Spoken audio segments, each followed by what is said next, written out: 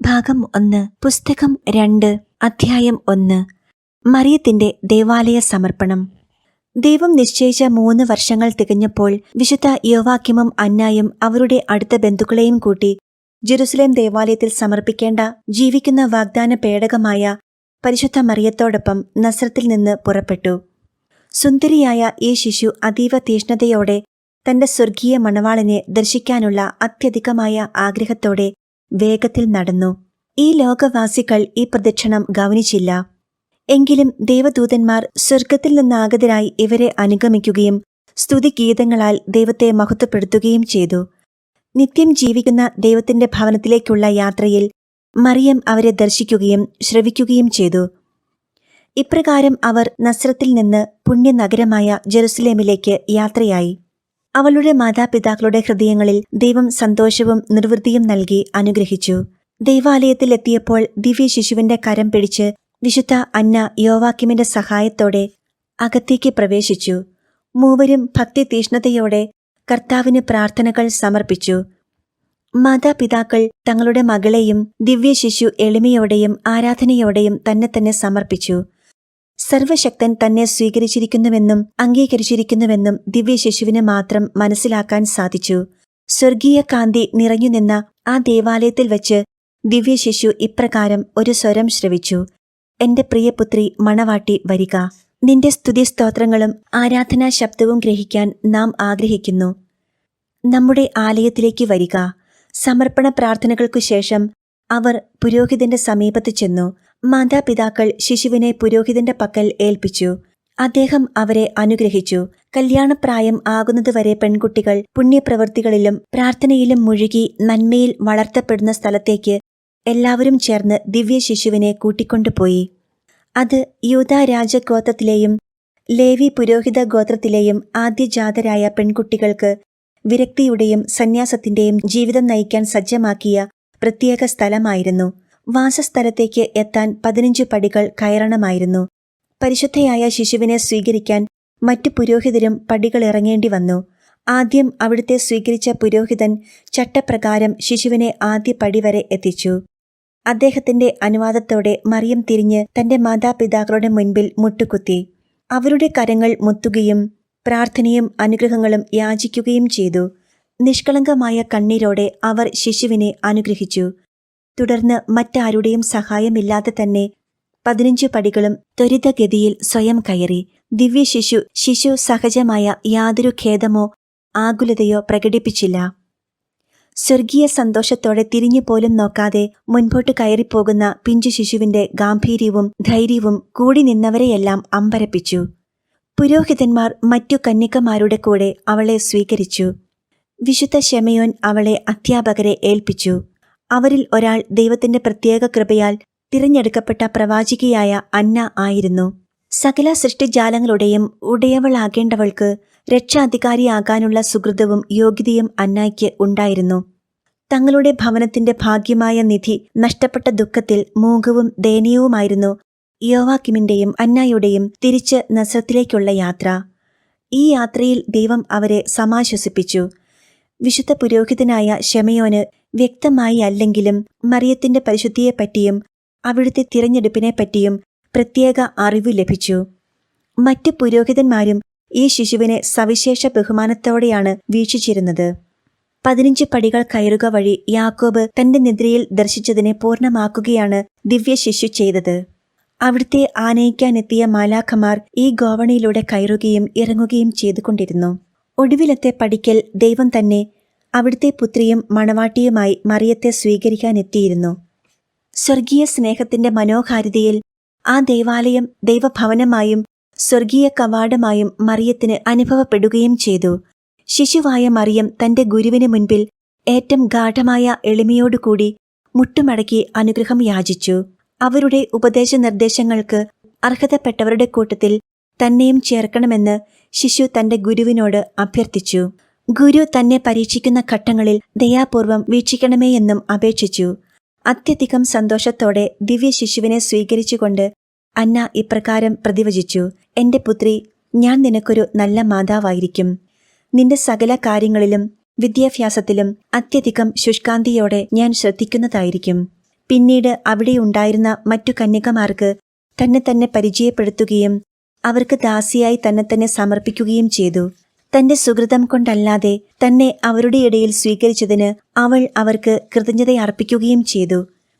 മാതാപിതാക്കളെ വിട്ട് ദേവാലയ ജീവിതത്തിലേക്ക് പ്രവേശിച്ച മറിയത്തിന് തന്റെ അധ്യാപിക മറ്റു കന്യകമാരുടേതുപോലെ ഒരു ചെറിയ മുറി നൽകി. അത് വിശുദ്ധ ആലയത്തിന്റെ ഭാഗമായ സ്ഥലമാകിയാൽ അവൾ അത്യധികം ഭക്തിയോടെ നമസ്കരിച്ചു. അതിവിശുദ്ധ സ്ഥലത്ത് ആയിരിക്കുന്നതിന് തനിക്കു നൽകപ്പെട്ട നവീന അനുഗ്രഹത്തെ പ്രതി ദൈവത്തെ അവൾ സ്തുതിച്ചു. ആ സ്ഥലത്ത് ആയിരിക്കാൻ അയോഗ്യയായിരുന്നിട്ടും തന്നെ സഹായിക്കുന്ന ഭൂമിക്കും അവൾ നന്ദി പറഞ്ഞു. പിന്നീട് തന്നോടൊപ്പമുള്ള മാലാഖമാരോട് ഇപ്രകാരം പറഞ്ഞു: വാനവ രാജകുമാരന്മാരെ, സർവേശ്വരന്റെ ദൂതന്മാരെ, എന്റെ ഏറ്റവും വിശ്വസ്തരായ സുഹൃത്തുക്കളെ, ഈ ഭവനത്തിൽ എന്നോടൊപ്പം ആയിരുന്ന് എന്റെ ജാഗരൂകരായ കാവൽക്കാരായിരുന്നു കൊണ്ട് ഞാൻ എന്തു ചെയ്യണമെന്നും എന്തു ചെയ്യരുതെന്നും ഉപദേശിക്കുക വഴി സകല കാര്യങ്ങളിലും ദൈവേഷ്ടപ്രകാരം വ്യാപരിക്കാനും അതുവഴി മേൽപുരോഹിതർക്ക് സന്തോഷം ഉളവാക്കാനും എന്റെ ഗുരുവിനെയും സഹപാഠികളെയും അനുസരിക്കാനും എന്നെ സഹായിക്കണമെന്ന് എന്റെ ആത്മാവിന്റെ എല്ലാ ശക്തികളോടും കൂടി ഞാൻ നിങ്ങളോട് അഭ്യർത്ഥിക്കുന്നു. അതുപോലെ വെളിപാട് പുസ്തകത്തിൽ പ്രസ്താവിച്ചിരിക്കുന്നവരായി ഞാൻ രേഖപ്പെടുത്തിയ 12 മാലാഖമാരെ പ്രത്യേകമായി ഇപ്രകാരം അഭിസംബോധന ചെയ്തു: എന്റെ പ്രതിനിധികളെ, ദൈവപിതാവ് അനുവദിക്കുമെങ്കിൽ നിങ്ങൾ ചെന്ന് യാത്രയിലും ഏകാന്തതയിലുമായിരിക്കുന്ന എന്റെ മാതാപിതാക്കളെ ആശ്വസിപ്പിച്ചാലും. ആ 12 മാലാഖമാർ തങ്ങളുടെ രാജ്ഞിയുടെ ആജ്ഞ പാലിക്കാനായി ഉടനെ പുറപ്പെട്ടപ്പോൾ മറിയം മറ്റു ദൂതന്മാരുമായി ആത്മീയ സംഭാഷണത്തിലേർപ്പെട്ടു. അവിടെ ഏറ്റവും ഉചിതമായി തന്നെ സ്വീകരിച്ച പരിശുദ്ധ ത്രിത്വത്തിനു മുൻപിൽ സാഷ്ടാംഗ പ്രണാമം ചെയ്ത് തനിക്കു നൽകപ്പെട്ട ദർശനങ്ങൾ അനുസരിച്ച് സ്തുതിച്ചാരാധിക്കുകയും മഹത്വപ്പെടുത്തുകയും ചെയ്തു. അപ്പോൾ സവിശേഷ ദൈവിക പ്രസാദത്തിന്റെ മഹത്വത്താൽ ദൈവത്തെ മുഖാമുഖം അവൾ ദർശിച്ചു. തന്റെ ജീവിതത്തിലെ ആദ്യത്തെ 3 വർഷങ്ങളിൽ പരിശുദ്ധ ത്രിത്വം മറിയത്തിന് സ്വയം വെളിപ്പെടുത്തിയ രണ്ടാമത്തെ സന്ദർഭമാണിത്. ഈ ദർശനത്തിന്റെ ദൈവിക പ്രേരണയും പ്രാഭവവും വിവരിക്കാൻ മനുഷ്യന് സാധ്യമല്ല. തന്റെ പുത്രന്റെ ഭാവി മാതാവിനോട് പരിശുദ്ധ ത്രിത്വത്തിലെ പിതാവ് ഇപ്രകാരം അരുളി ചെയ്തു: തന്റെ പ്രിയപ്പെട്ട മാടപ്രാവേ, നമ്മിലെ അനന്തതയും അനശ്വരതയും നീ ദർശിക്കുക. നമ്മുടെ മഹത്വത്തിന്റെ അവകാശികളായി നാം തിരഞ്ഞെടുത്തിരിക്കുന്നവർക്കും നമ്മുടെ ചെമ്മരിയാട്ടിൻകുട്ടിയുടെ ജീവരക്തത്താൽ രക്ഷിക്കപ്പെടുന്നവർക്കുമായി സജ്ജമാക്കിയിരിക്കുന്ന നിഗൂഢ സമ്മാനങ്ങളെ നീ മനസ്സിലാക്കുക. കണ്ടാലും പ്രിയപുത്രി, നമ്മെ അറിയുകയും സ്നേഹിക്കുകയും ചെയ്യുന്ന നമ്മുടെ സൃഷ്ടികളോട് നാം എത്രമാത്രം കരുണാർദ്രമാണെന്ന്. നമ്മുടെ പ്രവൃത്തികൾ എത്ര അത്ഭുതകരം, നമ്മുടെ പ്രമാണങ്ങളിൽ നാം എത്ര വിശ്വസ്തൻ, നമ്മുടെ വാക്കുകൾ എത്ര സത്യമായവ. നമ്മുടെ പ്രിയ മണവാട്ടി ശ്രദ്ധ തരിക. നമ്മെ അനുഗമിക്കുന്നവൻ അന്ധകാരത്തിൽ ചരിക്കുകയില്ല എന്നത് എത്ര സത്യമാണ്. എളിയവരെ ഉയർത്താനും ദരിദ്രരെ സമ്പന്നരാക്കാനും അടിച്ചമർത്തപ്പെട്ടവരെ ഉന്നതരാക്കാനും വേണ്ടി നാം കരുതിയിരിക്കുന്ന നിധികളും നമ്മുടെ നാമത്തെ പ്രതി മാനവർ അനുഭവിക്കേണ്ടി വരുന്ന പീഡകൾക്കും പ്രതിഫലമായി നാം നൽകാനിരിക്കുന്ന അതിമനോഹര സമ്മാനങ്ങളും നമ്മുടെ തിരഞ്ഞെടുക്കപ്പെട്ടവളായ നീ ദർശിക്കണമെന്നും നീ അവയ്ക്ക് ദൃക്സാക്ഷിയായിരിക്കണമെന്നും നാം അതിയായി ആഗ്രഹിക്കുന്നു. ദിവ്യ ശിശുവിന് പ്രസ്തുത ദർശനത്തിലൂടെ മറ്റു പല നിഗൂഢ വസ്തുതകളും വെളിപ്പെടുത്തപ്പെട്ടു. അനന്തമായ ദൈവത്വത്തെ ദർശിച്ചതിനാൽ ദർശന വെളിപ്പാടുകളും അനന്തമായവയാകുന്നു. ദർശന ഭാഗ്യം ലഭിച്ചവർ അനന്തമായ ദൈവസ്നേഹത്തിൽ കൂടുതൽ ആശ്ചര്യകരമായ രീതിയിൽ ജ്വലിച്ചുകൊണ്ടിരിക്കുകയും ചെയ്യും. പരിശുദ്ധ മറിയം ഇപ്രകാരം കർത്താവിന് പ്രത്യുത്തരം നൽകി: സർവേശ്വര, സർവാധിപനും നിത്യനുമായ കർത്താവെ, അഗ്രാഹ്യമാണ് അവിടുത്തെ സവിശേഷതകൾ. അവിടുത്തെ നന്മകൾ കരകവിഞ്ഞൊഴുകുന്നു. അവിടുത്തെ രഹസ്യങ്ങൾ അവാച്യമാണ്. പ്രമാണങ്ങളിൽ അങ്ങ് അതീവ വിശ്വസ്തനാണ്. അവിടുത്തെ വചനം സത്യമാണ്. അവിടുത്തെ പ്രവൃത്തികൾ അത്യുത്തമവും. എന്തെന്നാൽ അനന്തവും അജ്ഞാതവും അവർണ്ണനീയവുമായ ദൈവിക സത്തയിൽ സുസ്ഥിരനായ സ്രഷ്ടാവും രാജാവുമായ നിത്യസർവേശ്വരൻ അവിടുന്നാകുന്നു. അവിടുത്തെ ദർശിക്കാൻ പൊടിയും കൃമിയുമായ ഈ എളിയ ദാസി അയോഗ്യയാകുന്നു. അവിടുത്തെ ഇച്ഛ എന്നിൽ നിറവേറട്ടെ. ജീവിത പ്രാരാബ്ധങ്ങളും പ്രശ്നങ്ങളും സഹനത്തോടെ ഏറ്റെടുക്കുന്നത് അവിടുത്തെ ദൃഷ്ടിയിൽ വിലയുള്ളതാണെങ്കിൽ അവ അടിയനും നൽകിയാലും അവയുടെ സത്ഫലങ്ങൾ അവിടുത്തെ നീതിമാന്മാരായ ദാസന്മാർക്കും ദാസിമാർക്കും നൽകി അനുഗ്രഹിക്കണമേ. എന്തെന്നാൽ അങ്ങയെ സന്തോഷിപ്പിക്കാൻ ഞാൻ യാതൊന്നും ചെയ്തിട്ടില്ല. ദിവ്യ ശിശുവിന്റെ പ്രാർത്ഥനകൾ ദൈവത്തിന് ഹർഷജനകമായിരുന്നതിനാൽ ജീവിതത്തിൽ സഹനവും സങ്കടവും അനുവദിക്കുമെന്ന് മറിയത്തിന് ദൈവിക ജ്ഞാനത്താൽ വെളിവ് നൽകി. എങ്കിലും അവ എപ്പോൾ എങ്ങനെയെന്നത് അറിയിക്കപ്പെട്ടില്ല. ദൈവനാമത്തെപ്പറ്റി സഹിക്കാൻ ലഭിക്കുന്ന ഭാഗ്യത്തെയോർത്ത് ദിവ്യശിശു ദൈവത്തെ സ്തുതിച്ചു. പ്രസ്തുത ഭാഗ്യത്തെ ഏറ്റവും ഭദ്രമാക്കി സൂക്ഷിക്കുന്നതിന് ദൈവസന്നിധിയിൽ 4 വ്രതങ്ങൾ സ്വീകരിക്കുന്നതിനായി അവിടുത്തോട് അനുവാദം യാചിച്ചു. കന്യാത്വം, ദാരിദ്ര്യം, അനുസരണം, ദൈവാലയത്തിൽ സദാസമയവും ആയിരിക്കുക എന്നിവയാണത്.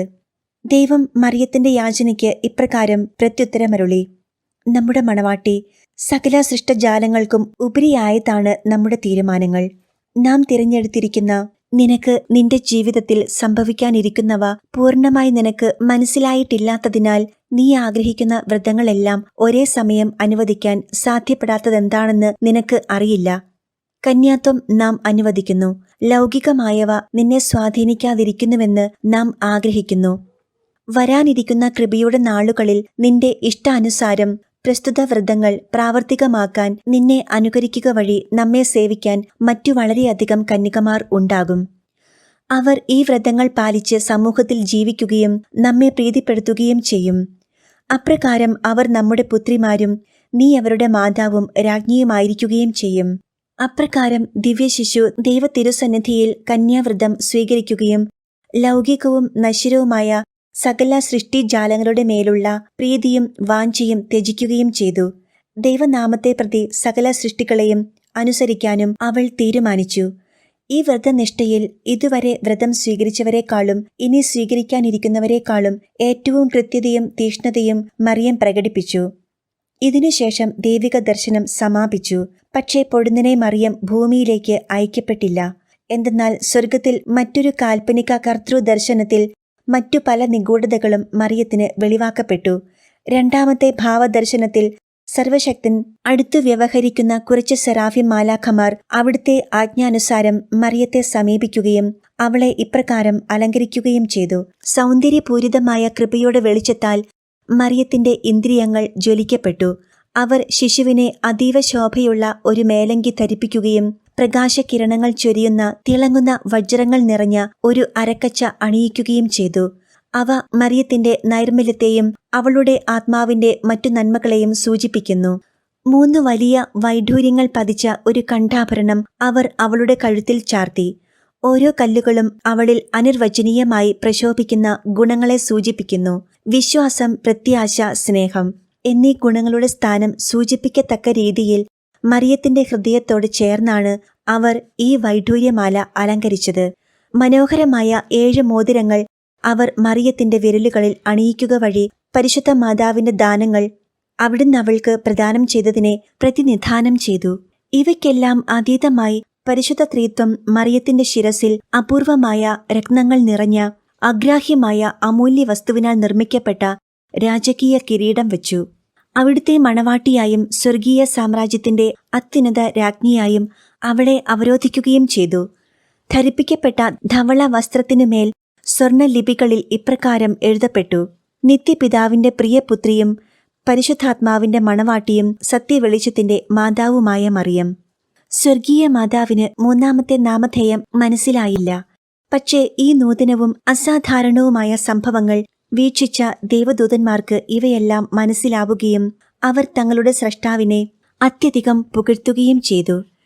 പരിശുദ്ധ ത്രിത്വം മറിയത്തോട് ഇപ്രകാരം അരുളി ചെയ്തു: സദാകാലത്തേക്കും സർവ്വസൃഷ്ടികളിലും നീ നമ്മുടെ തിരഞ്ഞെടുക്കപ്പെട്ടവളും പ്രിയപ്പെട്ടവളും മണവാട്ടിയുമായിരിക്കും. മാലാഖമാർ നിന്നെ പരിചരിക്കുകയും എല്ലാ ദേശങ്ങളും എല്ലാ തലമുറകളും നിന്നെ ഭാഗ്യവതിയെന്ന് പ്രകീർത്തിക്കുകയും ചെയ്യും. ലൂക്ക 1:48. അപ്രകാരം രാജകീയ വസ്ത്രങ്ങളും രാജത്വ മുദ്രകളും ധരിച്ച സ്വർഗരാജ്ഞി കെരൂബുകൾക്കും സെറാഫിമുകൾക്കു പോലും മനസ്സിലാവാത്ത അദ്വിതീയമായ രീതിയിൽ ദൈവത്വം അനുഭവിക്കുകയും അവിടുത്തോട് ചേരുകയും ചെയ്തു. എന്തെന്നാൽ സർവേശ്വരൻ തന്റെ സമ്പൂർണ്ണ മണവാട്ടിയായി അവളെ സ്വീകരിക്കുകയും അവളെ സകല ചരാചരങ്ങൾക്കും ഉപരിയായി കുലീനയായി അവരോധിക്കുകയും ചെയ്തു. അനന്തമായ നന്മകളും കൃപകളും അവളിൽ നിക്ഷേപിച്ചു. എങ്കിലും എളിയവരിൽ എളിയവളായ മറിയം ആശ്ചര്യചകിതയായി ദൈവസന്നിധിയിൽ ഇപ്രകാരം മൊഴിഞ്ഞു: വെറും കീടവും അയോഗ്യയും നികൃഷ്ടയുമായ എന്നോട് അങ്ങ് ഇത്രയധികമായി കാരുണ്യം പ്രദർശിപ്പിച്ചുവോ? കണ്ണാടിയിലെന്ന പോലെ വ്യക്തമായി അങ്ങയിൽ ഞാൻ ദൈവത്വം ദർശിച്ചു.